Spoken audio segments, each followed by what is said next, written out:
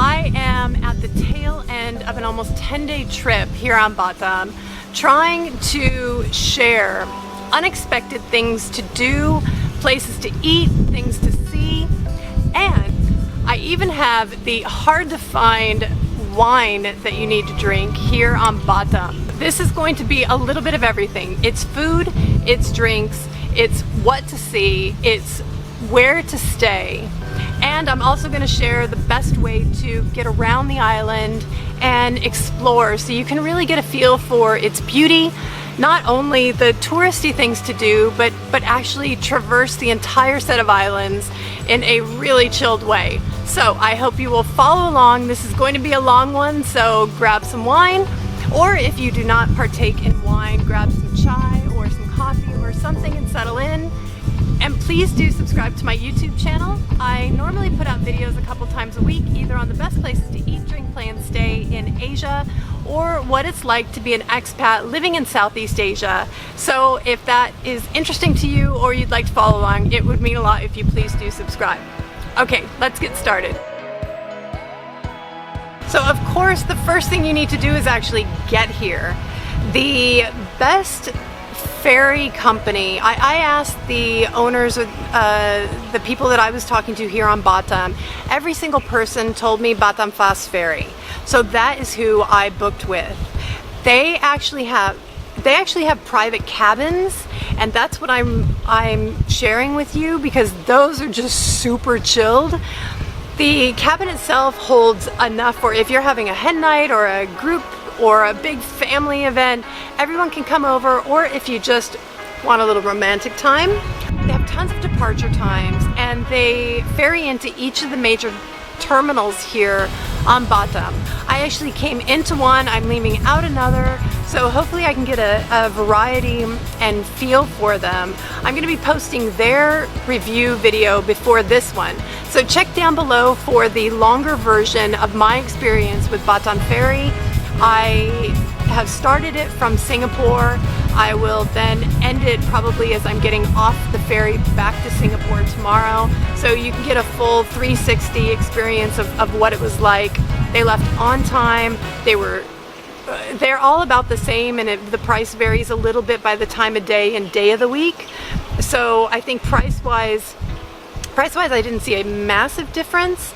But yeah, they had super on-time service, really clean, super friendly staff, and it just, yeah, it was really, really nice being in the private air-conditioned cabin with the monitor and all of that. So Batam Fast Ferry is what you want to get here.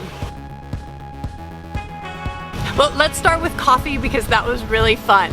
There are a few hot cafes on the island, and I found that really, really exciting because they all look very Instagrammy, but there's one that's actually owned and then run.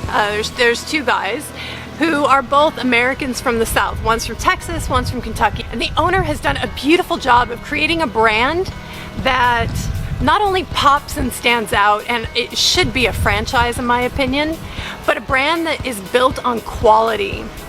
This is the Anchor Cafe. So as you can see, it's very cute. It has wonderful decor. There's lots of different types of seating. So basically they put together these amazing pastries, but instead of just having a dollop of frosting or whipped cream or whatever it is that's going on it is just supercharged. It looks delicious, and my friend Licia, who's here, she and I actually took one each home, and when we were watching a movie in a gazebo by the pool that night, we actually grabbed the cupcakes and nibbled. We had some wine and some cupcakes, and we were watching The Breakfast Club. Oh hey, that was kind of relevant. We were watching The Breakfast Club, and that was just really fun. They have 6 or 8 different types of beans.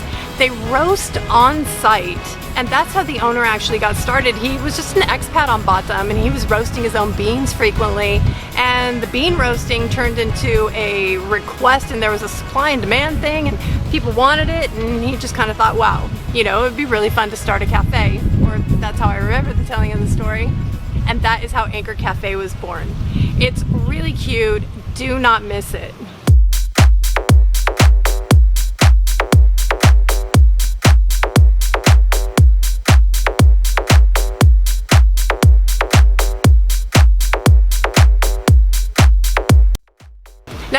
actually get around the island, I am a huge fan of Grab. There's always a bit of controversy, I find, in Indonesia or in new countries when they're coming in, because the taxi drivers have really established themselves as the main mode of transportation. So when the apps come in, it causes a bit of a disruption. But to me, it's all positive. I do understand it's a sensitive topic in Indonesia, but they are still my favorite. I use them every day back home in Kuala Lumpur, and I use them throughout my entire trip here in Batam. I used Grab for a half-day tour. They have a new service that this is the first time I've ever heard of it and tried it. It's called Grab Rent, and you can rent in blocks of time. So they have 4 hours, 6 hours, 8 hours, 10. I'm assuming it just keeps going. But I chose a 6-hour tour. I traversed the entire set of bridges. I went to the Vietnam camp. I stopped for sunset at the Baralong Bridge, the main gorgeous bridge, and ended up not wanting to do that, and I ended up going for dinner, which I'll tell you about in a minute. But it was great. The driver and I had an amazing time. We fed monkeys together, and just, he was great. It's an amazing service that I wish, well, I'm assuming that they're going to start rolling it out everywhere, but once they do, I'm going to try that in other countries as well. But Grab Rent is fabulous, and just Grab in general here, they are honestly still the best by, for me at least, they're the best. I love them.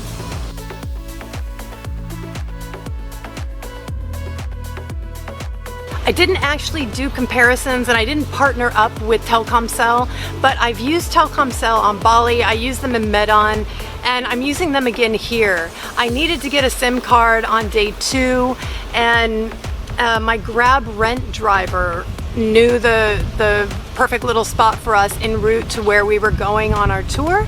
So I found a 50 gigabyte data package because I upload and download to YouTube a lot, I consume a lot of data. And so far it's been super fast. There's only a few areas where I've only had 3G. So it was 4G almost the entire trip. And I paid, oops, oh, my little flower's not happy. There we go. So I paid $250K for the 50 gigabyte package, which is around 27 US dollars. Which I thought was really good for, and that was valid for a month. I'm only here 10 days, but still, it's a lot of data. They don't seem to consume a lot of data here because their data plans were all really tiny. Okay, and one of the must-dos when you're here is use Grab Rent and do a half-day tour. I went all the way down all of the bridges. There's 5 or 6 bridges. Stopped at each bridge, took amazing video. It's stunning. And the island changes as you move down it, and it takes about an hour and a half-ish to traverse the entire thing. The thing that did move me, and one of my favorite experiences from this entire 10 days, was the Vietnam camp. It feels, it's a very special place.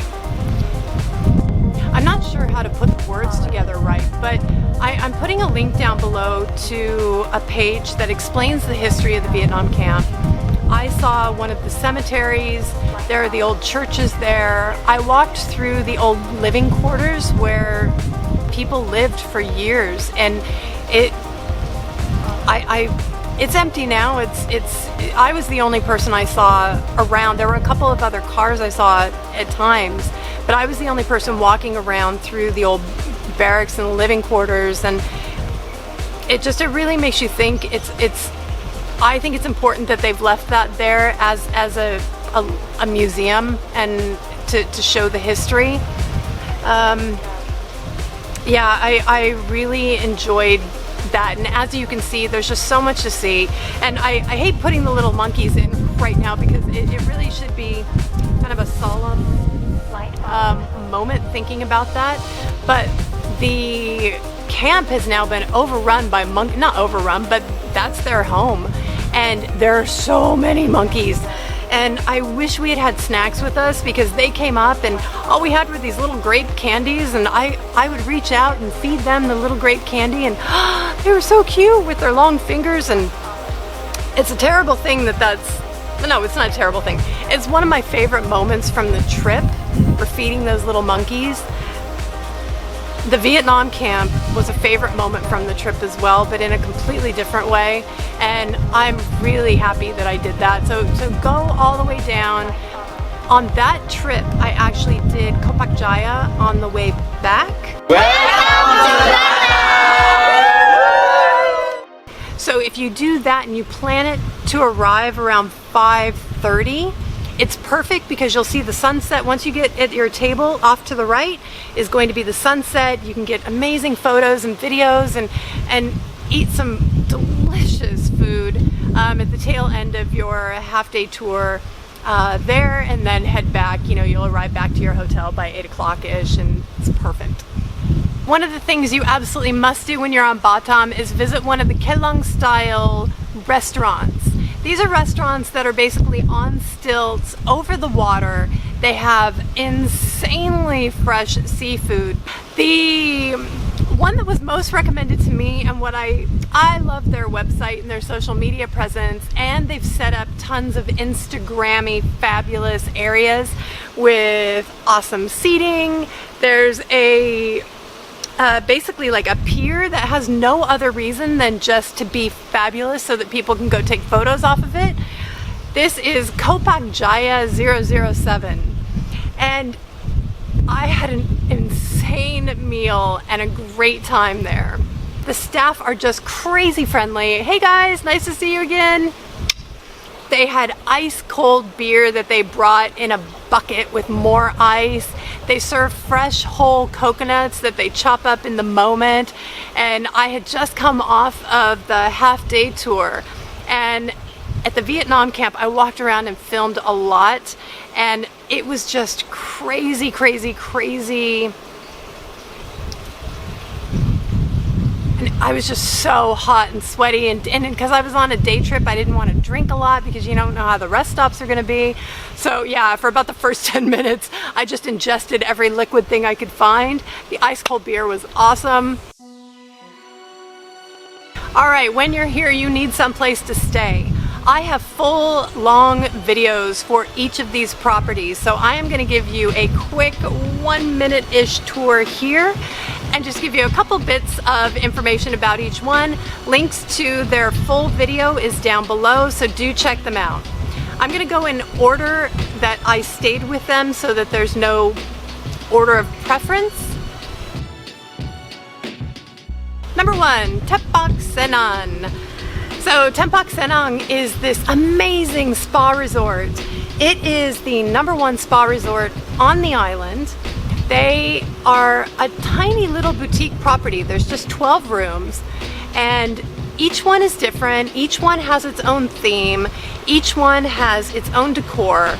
They're all super diverse. I chose a room that was very kind of quirky. It had an amazing old antique bed, but these really modern floor-to-ceiling windows, and I did a sunrise time-lapse. I woke up at 5:45 on my second day there and time-lapsed the sunrise, which you could see from my windows, and it was the only room that showed, that was tall enough on the resort to see that. But the food is amazing, the drinks are amazing, and that spa is to die for. Check the review out down below, the link is there. This is the first and the only private luxury villa on the island. There are 2 villas that are connected by a door. My friend Licia came out to stay with me. We stayed in one of the villas. It has 3 bedrooms, but one of the rooms has 2 beds, so you can sleep 8 easily there. It's absolutely stunning. It was so relaxing.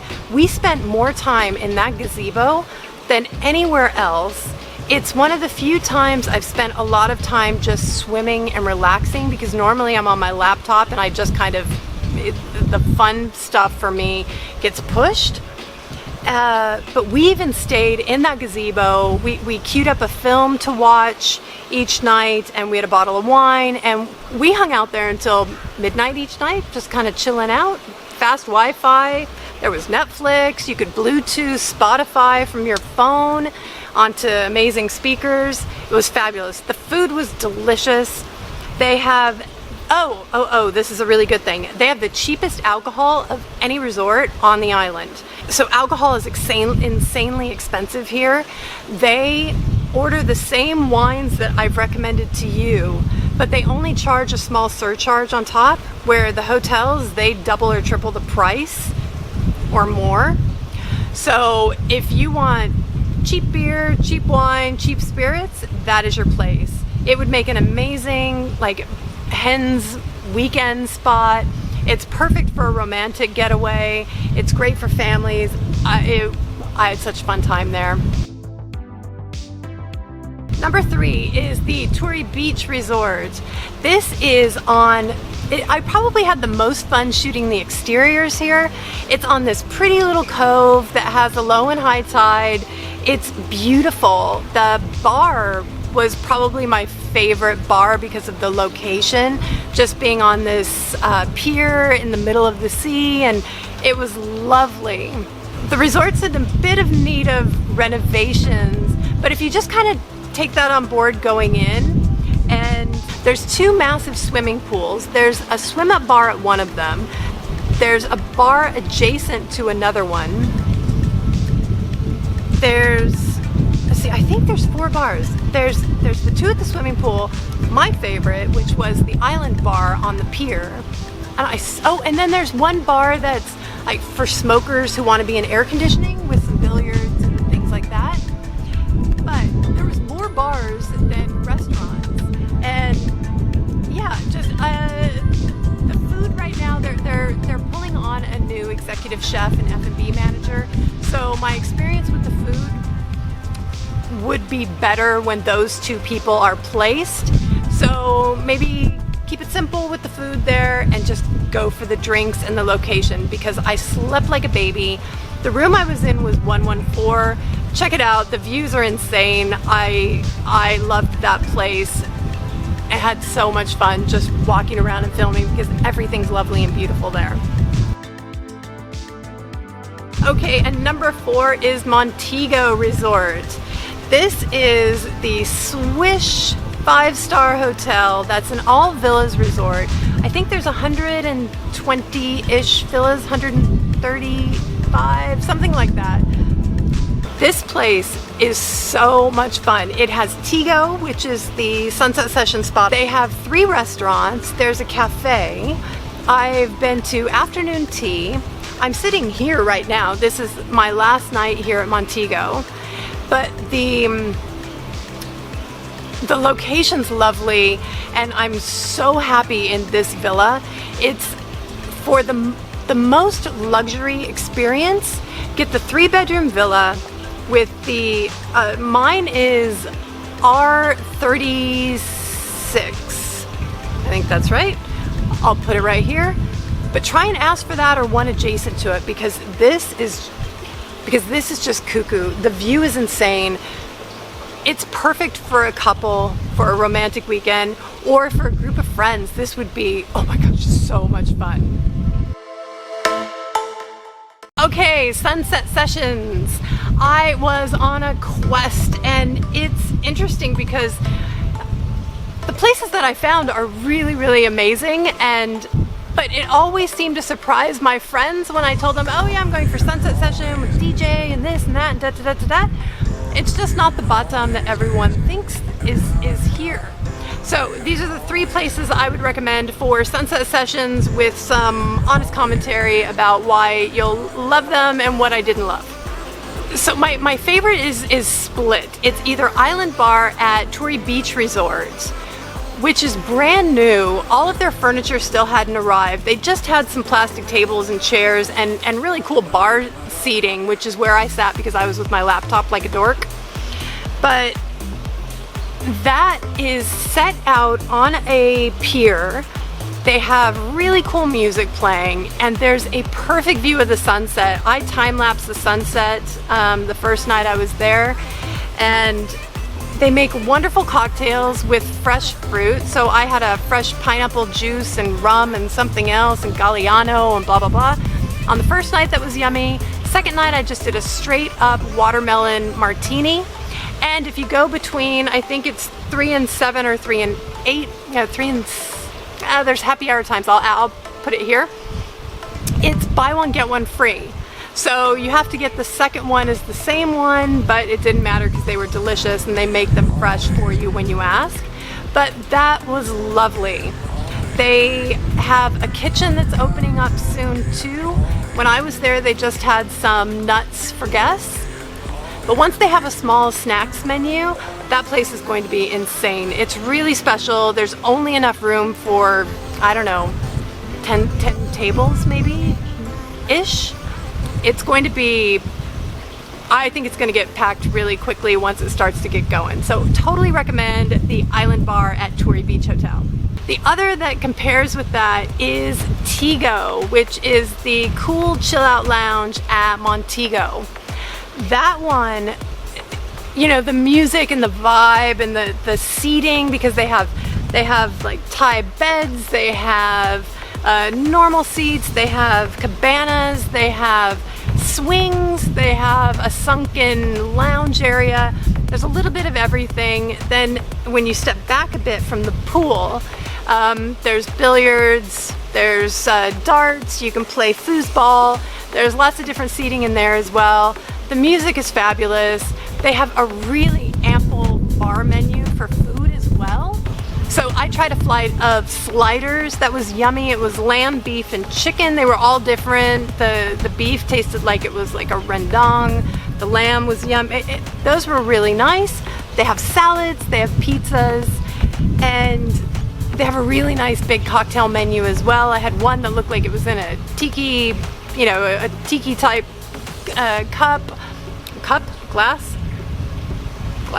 tiki glass. Then I also tried a martini. They were delicious. It was really yummy. The care that they put into the garnish was almost, you know, like W-esque in feel. How there's a real like love for, well, any like pure mixologist is going to want garnish that really rocks. Their garnish all rocked as well, and they used flame, and you know, they burned orange peel and they burned cinnamon, and it was really, really fun. And the ambiance is really lovely there. You'll like it. When I was there, it was low tide, but the view from there with the pool and the sunset, because you have the sun setting just off the distance as well, it was perfection. So my third spot is Ombak Bar, which is at KTM. This is it's a 3 or 4 star hotel is my guess. And Ombak Bar, okay, I really loved so I think they're gonna have to make some changes soon, because when I was there it was Sunday. I wish I was able to go on a Monday or Tuesday or Wednesday when it was a bit quieter, because there were a lot of kids running around. I don't mean to be, I'm just gonna be judgy, I don't know, it's horrible, but there were tables where it looks like they had ordered kind of one thing to get the table, but that was it. So the clientele was really mixed for the ambiance that they set, because they put in these cool, you know, Ibiza-esque style lounge chairs and high bar tables, and there's you know, really nice kind of house music playing. But the clientele didn't vibe with the scene, which was weird to me. So I think that as things get busier, they're gonna have to put like $1 million minimum on the table or something like that, so that it keeps, you know, people are gonna, you know, take up a huge space with lots of kids and just order, you know, a couple things. But it's so beautiful there, and the view of the sunset is magical. So what I love most is the location. There's some like hammocks. What was it? Hammocks at the end of the pier. There's a cool gazebo where my friend Licia played model for me, and she had this gorgeous red flowy dress. So it's like an Instagrammer's paradise, that place. The music's cool, the way the seating is and the lounge area, and it's a perfect location, and they've really decked it out in a simplistic style, but with a cool edge. And all of that I loved. The cocktails were yummy. It's not a 5-star hotel, so you just kind of have to keep that in mind and stick to the simple dishes, but the venue itself is fabulous. And it's really a perfect place to come get some great Instagram shots, or to time-lapse the sunset, or to just have a really special moment just looking out to sea with, you know, the person that you love or your friends, and just chill, have a few cocktails, and enjoy the evening. Okay, alcohol is a really weird thing here on Batam. I've been to other places in Indonesia like Medan, where it was also challenging to find good wines outside of the hotels. So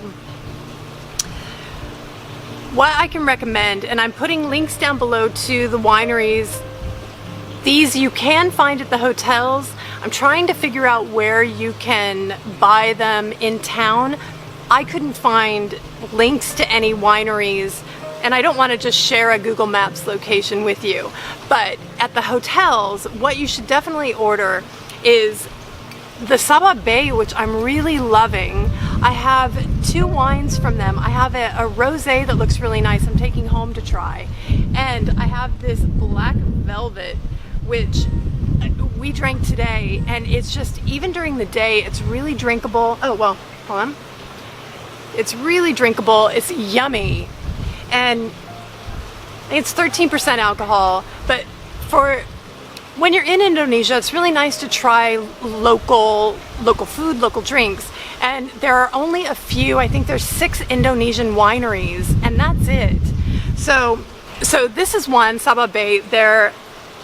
I really love their label, which is a very girly, stupid thing to say. But the other is 2 Islands, and that's from the same wine family as Hatton, which is the most awarded and acclaimed winery, Indonesian winery here. So Hatton wines are great. Did I have? So Hatton is number 1. These are 2 and 3 respectively, and just delicious. I met up with the distributor because when I'm visiting the properties, I normally have dinner with the GMs or the owners, and they introduced me to the distributors. So as you can see here, I'm having a really nice time with Nathaniel. Hold on, let him introduce himself. Hi, I'm Nathaniel. I'm the distributor here in Batam. Here are the wine that I recommend for you in Batam. The wines are delish.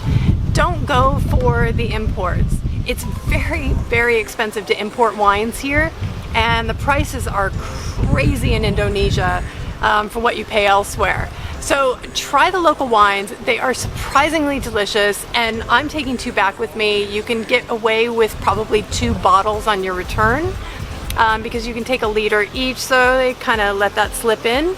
But 3 of the 4 hotels that I was staying at did serve both wines from both wineries, and the rosé, they tell me, is just growing by gangbusters as a really popular one. So try the rosé.